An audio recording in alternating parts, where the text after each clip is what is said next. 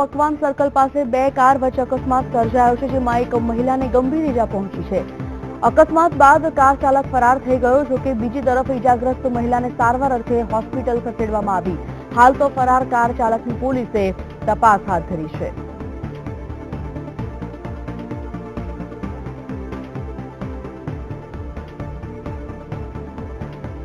તો અમદાવાદના પકવાન 4 રસ્તા પાસેની આ ઘટના છે। આ સર્કલ પાસે બે કાર વચ્ચે અકસ્માત સર્જાતા એક મહિલાને ગંભીર ઈજા પહોંચી છે।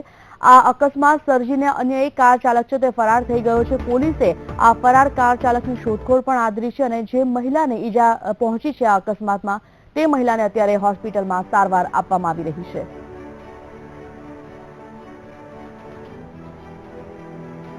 વીટીવી સંવાદદાતા મયુર મેવાડા ફોન લાઈન પર આ વિષય પર વાતચીત કરવા માટે। મયુર, અકસ્માત સંદર્ભે શું માહિતી આપની પાસે અને મહિલા જે ગંભીર છે તેના વિશે કોઈ માહિતી ખરી? તેની તબિયત કેવી છે?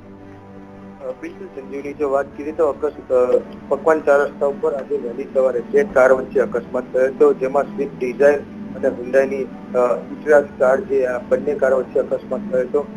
જે સ્વિફ્ટ ડિઝાયર કાર છે તે સિંધુ ભવનથી જગદીશ બંગલા રોડ તરફ જઈ હતી, ત્યારે જે સરખેજ પુરા બીચ બાજુથી આવતી કાર છે તે થોડી પૂરી ઝડપી હતી અને તેને જે સ્વિફ્ટ ડિઝાયરને પાછળના દરવાજેથી અકસ્માત થયો હતો।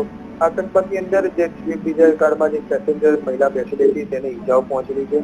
તે મહિલાને સારવાર અર્થે સોલા સિવિલ ખાતે મોકલી આપવામાં આવી છે। હાલમાં તેની તકલીફ કોઈ તેને હાલ જાનહાની ગંભીર કોઈ જાનહાની થયેલ નથી। આ સમગ્ર ઘટનામાં જે એ ડિવિઝન ટ્રાફિક પોલીસે જે ઘટના સ્થળે આવી અને જે મામલો આખો જે આસપાસ લીધેલો છે, બંને પક્ષ જે ફરિયાદ લેવામાં આવી રહેલી છે।